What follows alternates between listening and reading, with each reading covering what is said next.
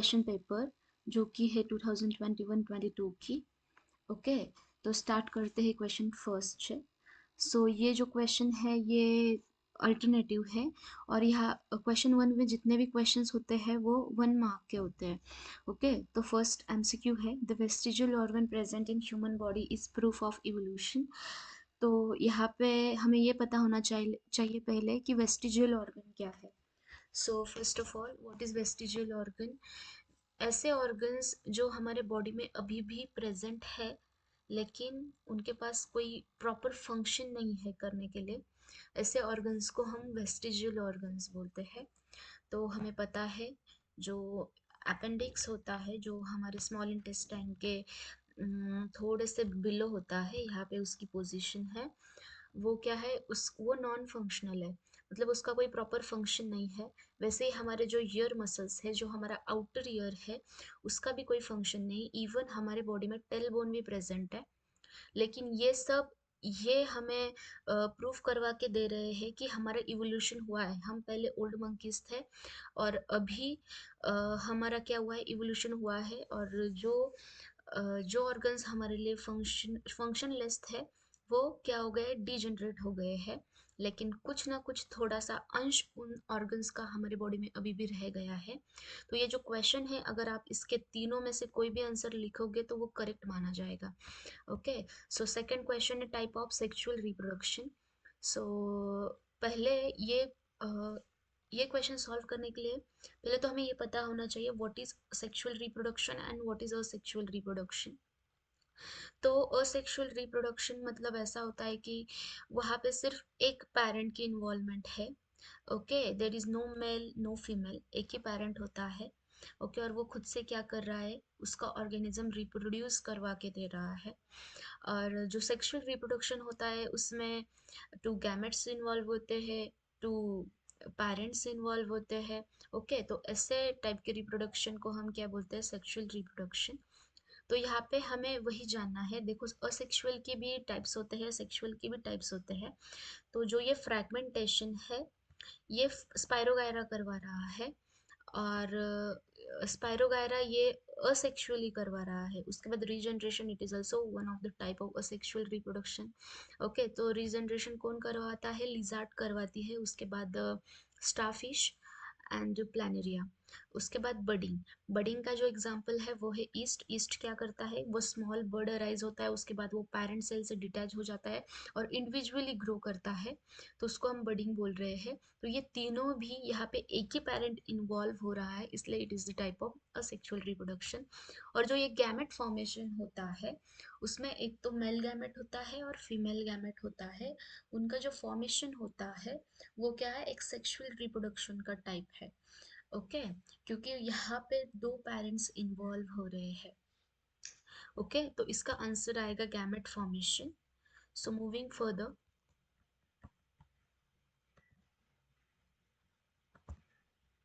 Okay, so third question ये है, the apex consumer is eagle, frog, snake, grasshopper. तो यहाँ पे हमें तो पहले पता होना चाहिए what is apex consumer. First of all हमें पता है जो हमारा फूड चेन है, ओके, उस फूड चेन में क्या हो रहा है, एक ऑर्गेनिज्म दूसरे ऑर्गेनिज्म पे डिपेंडेंट है फॉर फूड। ओके, खाने के लिए एक ऑर्गेनिज्म दूसरे ऑर्गेनिज्म पे क्या है, डिपेंड है। और इस फूड चेन में हमारा जो प्रोड्यूसर होते हैं वो प्लांट्स होते हैं, क्योंकि हम सब डायरेक्टली और इनडायरेक्टली प्लांट पे डिपेंड है। सो यहाँ पे फर्स्ट जो फूड चेन में आ रहे हैं वो है प्लांट्स। ओके, उसके बाद प्लांट्स क्या कर रहे हैं, प्लांट्स यहाँ पे प्रोड्यूसर का काम इसलिए भी कर रहे हैं कि उनके पास ये एबिलिटी है कि खुद का खाना खुद बनाए विद हेल्प ऑफ फोटोसिंथेसिस। वो लाइट एनर्जी को क्या कर रहे हैं, एब्जॉर्ब कर रहे हैं, बिकॉज उनके पास क्लोरोप्लास्ट ऑर्गेनेल है। उसका कन्वर्जन कर रहे हैं केमिकल एनर्जी में, and this chemical energy is known as a carbohydrate और other type of nutrient which is considered as a food. Okay, तो ये जो है प्लांट्स वो क्या है, प्रोड्यूसर्स है। तो प्लांट्स को क्या कर रहे हैं, जो हार्बिवोर्स होते हैं, जो प्राइमरी कंज्यूमर्स होते हैं वो खा रहे हैं। ओके, तो प्राइमरी कंज्यूमर्स को सेकेंडरी कंज्यूमर्स, सेकेंडरी कंज्यूमर्स को टर्शरी, और लास्ट में आता है एपेक्स कंज्यूमर। ओके, तो इनमें जो ग्रास ऑफर है वो प्राइमरी कंज्यूमर है, फ्रॉग है वो सेकेंडरी है, स्नेक है वो टर्शरी है, जो ईगल है वो अपेक्स कंज्यूमर है। ओके। तो ये समझने के लिए पहले तो हमें फूड चेन पता होनी चाहिए, हमें प्रोड्यूसर पता होने चाहिए, कंज्यूमर पता होने चाहिए, कंज्यूमर के टाइप्स पता होने चाहिए, और उस कंज्यूमर में कौन सा एग्जाम्पल्स आ रहे हैं वो पता होना चाहिए। ओके। तो उसके बाद है the hydro electric capacity of Koyna dam. Okay, first of all हमें पता है डैम जो है वहाँ पे टर्बिन्स फिट होते हैं, जैसे कि यहाँ पे। ओके। जैसे ही ये टर्बिन्स क्या होते हैं, रोटेट होते हैं और डैम ओपन होते हैं, तो वो जो पानी है वो फ्लो होना चालू हो जाता है। पानी पहले तो रेस्ट में होता है, which means it is at the potential energy. Okay. और वो जो पोटेंशियल एनर्जी होती है, जब वो पानी फ्लो हो रहा है वो काइनेटिक एनर्जी में कन्वर्ट हो रही है, और उसकी वजह से वो टर्बिन्स क्या हो रहे हैं, टर्बिन्स रोटेट हो रहे हैं। और ये टर्बिन्स के पीछे क्या होता है, ये होता है जनरेटर होता है, वो क्या होता है फिर एक्टिव हो जाता है, क्योंकि टर्बिन्स क्या कर रहे हैं, घूम रहे हैं, और उसके कारण हम वाटर एनर्जी से इलेक्ट्रिसिटी प्रोड्यूस कर पाते हैं। लेकिन हर एक डैम की जो कैपेसिटी होती है इलेक्ट्रिसिटी प्रोड्यूस करने की, वो अलग अलग होती है। जैसे कि ये कोयना डैम है जो कि महाराष्ट्र में है, उसकी कैपेसिटी कितनी है, 1960 मेगावाट। वैसे ही मैंने यहाँ पे एक चार्ट दिया है जो कि बुक में है, उसमें हर एक मतलब डैम है जितने भी बुक में मेंशन है उनकी कैपेसिटी दी हुई है। ओके। सो तेहारी जो है उत्तराखंड में, उसकी कैपेसिटी है 2400 मेगावाट। उसके बाद कोयना की तो 1960 मेगावाट। उसके बाद जो श्री शैलम है जो आंध्र प्रदेश में है, उसकी कैपेसिटी कितनी है, 1670। उसके बाद नाथपा जागरी जो हिमाचल प्रदेश में है, उसकी 1500 क्या है, मेगावाट कैपेसिटी है। Okay. So moving further, animal with bilateral symmetry. Okay, ये जो क्वेश्चन है उसमें पहले तो हमें ये पता होना चाहिए कि सिमेट्री क्या है, उसके टाइप्स क्या होते हैं। तो सिमेट्री तीन टाइप की है। एक तो होती है असिमेट्रिकल, मतलब जो ऑर्गेनिज्म है, अगर उनके हमने क्या किया, ऐसा सेक्शन लिया और दो इक्वल पार्ट नहीं हो रहे हैं, तो ऐसे ऑर्गेनिज्म को हम कंसिडर कर रहे हैं असिमेट्रिकल। ओके। और जिनका अगर हमने एक जो एक पोजीशन है वहां से हम सेक्शन ले रहे हैं और टू इक्वल हेड्स हो रहे हैं, तो बायलैटरल सिमेट्री। और रेडियल सिमेट्री मतलब अगर हम कहीं से भी सेक्शन ले लें, तो उसका क्या होगा, इक्वल पार्ट होंगे, तो उसको हम कंसिडर करते हैं रेडियल सिमेट्री। तो यहाँ पे बायलैटरल सिमेट्री किसकी है, हम एग्जांपल दिए हुए हैं स्टारफिश, जो कि स्टारफिश क्या दिखाता है, रेडियल सिमेट्री दिखाता है। उसके अगर हमने किसी भी जगह से सेक्शन लिए तो इक्वल पार्ट्स हो जाएंगे। उसके बाद है ह्यूमन, ह्यूमन बायलैटरल सिमेट्री दिखा रहा है। देखो, अगर हमने ऐसे प्रॉपर सेक्शन लिया तो टू इक्वल पार्ट्स हो जाएंगे, ऐसा लिया उसके बाद ऐसा लिया तो नहीं होंगे। मतलब ये क्या दिखा रहा है, बायलैटरल सिमेट्री दिखा रहा है। उसके बाद पैरामोशियम, अमीबा दोनों भी असिमेट्रिकल है, तो इसका जो आंसर होगा वो होगा ह्यूमन। ओके। उसके बाद moving further, question number B, उस क्वेश्चन नंबर 1 में का ही बी है। Answer the following question as per the given instruction. First है, एक स्टेटमेंट है वो ट्रू है कि फॉल्स है, हमें बताना है। So to take selfie on road is the invitation for accident. Yes, of course, अगर हम ऐसे जाके रोड पे सेल्फी ले रहे हैं तो there are maximum chances of accident, तो हमें ये सब नहीं करना चाहिए। ये जो स्टेटमेंट है वो ट्रू है। उसके बाद सेकंड क्वेश्चन है, right the correct correlation insulin diabetes interferon what. Okay. तो यहाँ पे पहले तो हमें ये पता होना चाहिए इंसुलिन क्या है। ओके। तो इंसुलिन एक हार्मोन है जो पैनक्रियाज होता है, ओके, हमारे बॉडी में, उसके जो बीटा सेल्स है वो प्रोड्यूस करते हैं इंसुलिन।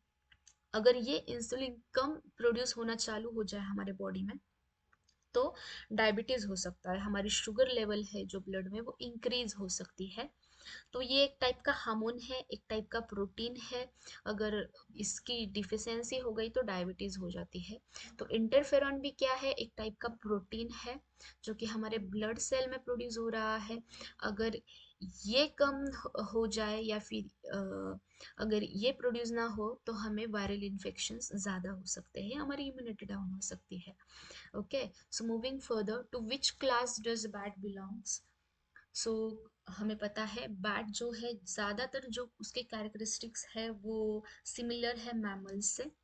ओके, जैसे कि वो यूनिसेक्सुअल है, मैमरी ग्लैंड प्रेजेंट है, और उसके बाद उसके पास फर है, और उसके पास डिजिट है विथ क्लॉज। तो बहुत सारे जो कैरेक्टरिस्टिक्स है वो अभी मैमल्स के दिखा रहा है, तो उसको क्लास मैमलिया में इंक्लूड किया हुआ है। ओके, सो उसके बाद नेक्स्ट क्वेश्चन है मैच द फॉलोइंग। जो फॉरेस्ट कंजर्वेशन एक्ट है वो कब आया हुआ है? तो हमें पता है ये जो एक्ट है वो 1980 में आया हुआ है। इस एक्ट के अकॉर्डिंग हम किसी भी फॉरेस्ट में डिफॉरेस्टेशन नहीं करवा सकते। ओके, वहाँ पे जाके पेड़ काट के वहाँ पे बिल्डिंग्स नहीं खड़ी कर सकते, हमें प्रॉपर परमिशन लेनी पड़ती है गवर्नमेंट की।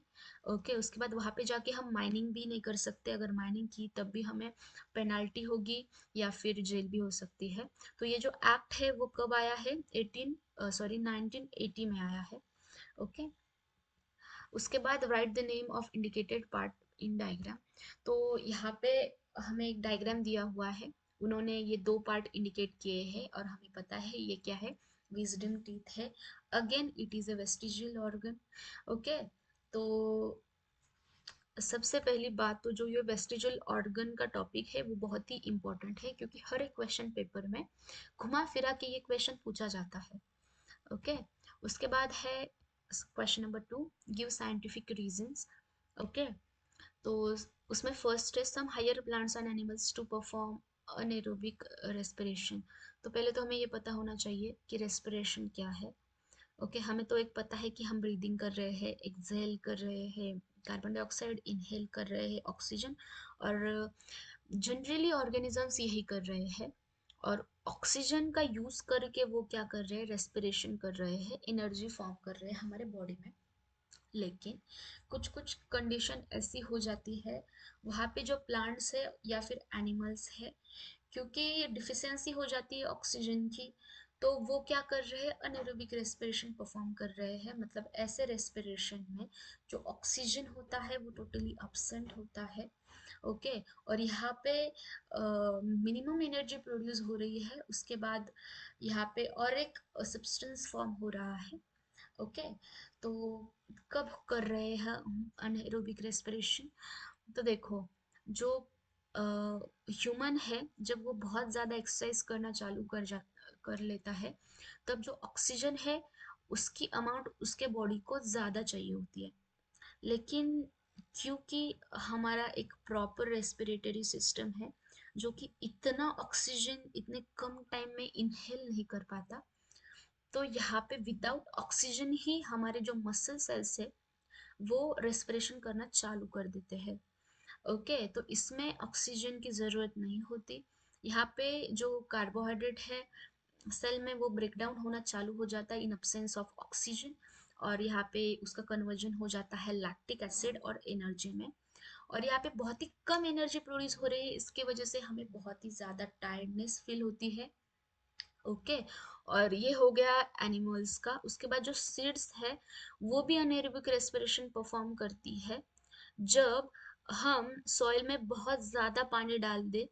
ओके, और वो जो पानी है वो सॉइल से बहुत ही ऊपर आ गया, तो एयर कहाँ से जाएगी अंदर? तो उस टाइम पे सीड्स ऑक्सीजन कैसे ले पाएगी? तो वो तब क्या कर रही है, अनारोबिक रेस्पिरेशन परफॉर्म करके खुद का जर्मिनेशन करवा रही है। ओके, तो ये दो एग्जाम्पल्स है जिससे हम ये प्रूव कर सकते हैं कि समटाइम्स जो हायर प्लांट्स होते हैं या फिर एनिमल्स होते हैं वो भी अनाएरोबिक रेस्पिरेशन परफॉर्म कर पाते हैं। ओके, उसके बाद moving further, it is absolutely necessary to control the fusion reaction in nuclear power plant. तो ये जो क्वेश्चन है इससे पहले हमें तो ये पता होना चाहिए व्हाट इज फ्यूजन रिएक्शन। देखो, जो न्यूक्लियर पावर पावर प्लांट होता है, इसमें कुछ रेडियो एक्टिव सब्सटेंसेस यूज किए जाते हैं। What is radio active substances? जो रेडिएशन इमिट्स कर रहे हैं, ऐसे सब्सटेंसेस क्या हो रहे हैं, ऐसे सब्सटेंसेस यहाँ पे यूज किए जाते हैं। ओके, तो ये जो सब्सटेंस है उसका एक एग्जांपल है यूरेनियम। ओके, यूरेनियम से हम क्या कर रहे हैं, यूरेनियम के कुछ एटम्स होंगे, एटम में ऑब्वियसली न्यूक्लियस होता है। जो न्यूक्लियस है उसके पास थोड़ी बहुत न्यूक्लियर एनर्जी होती है जिसको हम यूज करके इलेक्ट्रिसिटी में ट्रांसफर करवा सकते हैं। ओके, तो ऐसे ऐसे अगर हम किसी भी लेवल पे, इंडस्ट्री के लेवल पे न्यूक्लियर एनर्जी यूज करके उसका इलेक्ट्रिसिटी में कन्वर्ट कर रहे हैं, कोई भी रेडियो एक्टिव सब्सटेंस लेके, तो उसको हम कंसिडर करते हैं न्यूक्लियर पावर प्लांट। ओके, तो जब भी हम यहाँ पे कोई रिएक्शन परफॉर्म कर रहे हैं, there is a chances of fusion reaction, क्योंकि यूरेनियम होता जो है वो बहुत ही ज्यादा रेडियो एक्टिव है। उसमें क्या हो रहा है, जब हम न्यूक्लियर एनर्जी का कन्वर्जन करना चालू कर रहे हैं, तो ये जो न्यूक्लियर एनर्जी है, ओके, जब ये इसका जो न्यूक्लियस है वो बहुत सारे न्यूक्लियस में, छोटे छोटे न्यूक्लियस में कन्वर्ट हो रहा है, और ये जो न्यूक्लियस है वो बहुत सारे रेडिएशन इमिट कर रहा है which is harmful for our skin. Okay, और इससे कैंसर या फिर बहुत ही ज़्यादा सीरियस डिसीजेस हो सकते हैं। तो ये जो ये जो फ्यूजन रिएक्शन है जिसकी वजह से बहुत ही ज़्यादा रेडिएशन इमिट्स हो रहे हैं, इसको कंट्रोल करना बहुत ही ज़्यादा इम्पोर्टेंट है। या फिर बॉम्ब ब्लास्ट हो सकता है, या फिर ऐसे रेडिएशंस इमिट हो सकते हैं जिससे हमें इन्फेक्शन हो, ज़्यादा से ज़्यादा डिसीज वायरल हो, स्किन डिसीजेस हो, कैंसर हो, तो इसको कंट्रोल करना बहुत ही ज़्यादा इम्पोर्टेंट है। Okay, the product of the fusion of nucleus are also reactive and emits harmful radiation. उसके बाद the product are called as a nuclear waste, उसको हम nuclear waste ही consider करेंगे। उसके बाद how to dispose nuclear waste safely is a big challenge for scientists. Okay, कि इसको properly अगर हमने डिस्पोज नहीं किया, थोड़ा भी जो फ्यूजन रिएक्शन है उसके रेडिएशन इमिट हो गए, तो बहुत बड़ा एक्सीडेंट हो सकता है। और ये एक्सीडेंट जानलेवा है हमारे लिए और बाकी के ऑर्गेनिजम्स के लिए। तो this is because the accident में result in release of very harmful radiation. It is absolutely necessary to control the fission reaction in nuclear power plant. Okay, so moving further, flower is a structural unit of sexual reproduction in plants. तो जो ये flower है, हमें पता है पूरे plant में यही है जो सेक्सुअल रिप्रोडक्शन करवा रहा है, क्योंकि फ्लावर में एक तो मेल पार्ट प्रेजेंट होता है और फीमेल पार्ट भी प्रेजेंट होता है। जो मेल पार्ट है जो यहाँ पे है, ओके, इसको हम एंड्रोशियम कंसिडर करते हैं। जो फीमेल पार्ट है उसको हम गायनोशियम कंसिडर करते हैं।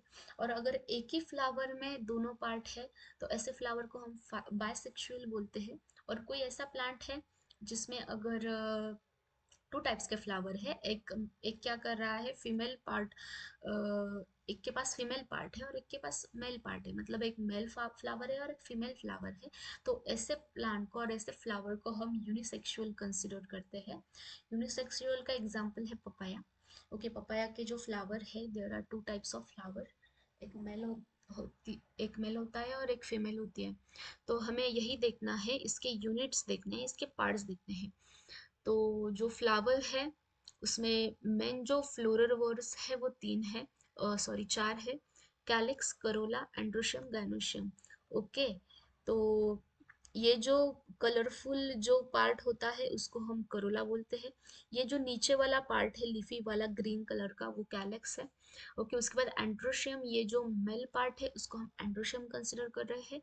और जो ये फीमेल पार्ट है बीच में, ओके, उसको हम गाइनोशियम कंसिडर कर रहे हैं। ओके, अभी जो एंड्रोशियम एंड गाइनोशियम है ये इसेंशियल वर्ड है, क्योंकि without them reproduction is impossible, क्योंकि यही है जो क्या करवा रहे हैं, रिप्रोडक्शन करवा रहे हैं। ओके, तो इनको क्या बोल बोल रहे हैं हम, इसेंशियल वर्ड। और जो बाकी के जो कैलेक्स करोला है उसको हम एसेसरी वर्ल बोल रहे हैं, क्योंकि ये प्रोटेक्शन दे रहे हैं जो इनर वर्ल है उनको प्रोटेक्शन प्रोवाइड कर रहे हैं, एक सपोर्ट प्रोवाइड कर रहे हैं। तो ये क्या है, एज अ एसेसरी वर्ड क्या कर रहे हैं, अपना फंक्शन परफॉर्म कर रहे हैं। लेकिन जो एंड्रोशियम और गायनोशियम यूनिट है प्लांट का, वो क्या होते हैं, बहुत ही ज़्यादा इसेंशियल होते हैं। Okay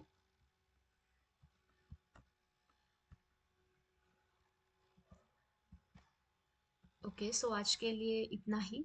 thank you so much for watching.